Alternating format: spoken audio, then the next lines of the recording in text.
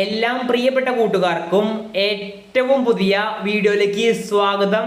+1 റിസൾട്ടുകൾ പ്രഖ്യാപിക്കുന്ന ഔദ്യോഗികമായ ഡേറ്റ് ഇപ്പോൾ പുറത്തു വന്നിട്ടുണ്ട്.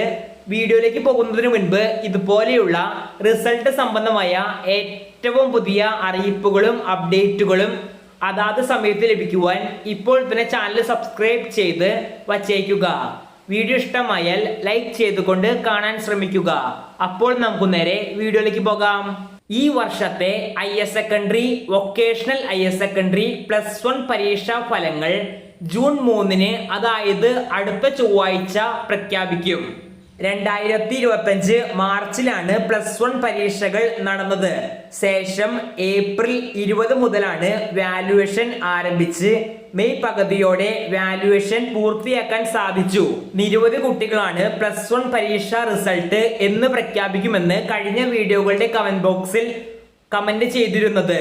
ഇതുമായി ബന്ധപ്പെട്ട് ഇപ്പോൾ ഔദ്യോഗികമായി ഒരു ഡേറ്റ് വന്നിട്ടുണ്ട്. ജൂൺ 3-ന്, അതായത് അടുത്ത ചൊവ്വാഴ്ചയാണ് +1 റിസൾട്ടുകൾ പ്രഖ്യാപിക്കാൻ പോകുന്നത്. റിസൾട്ട് പ്രഖ്യാപനത്തിന് മുന്നോടിയുള്ള എല്ലാം തര പ്രവർത്തനങ്ങളും അവസാനിച്ചിട്ടുണ്ടെന്നാണ് നമുക്ക് അറിയാൻ സാധിച്ചത്.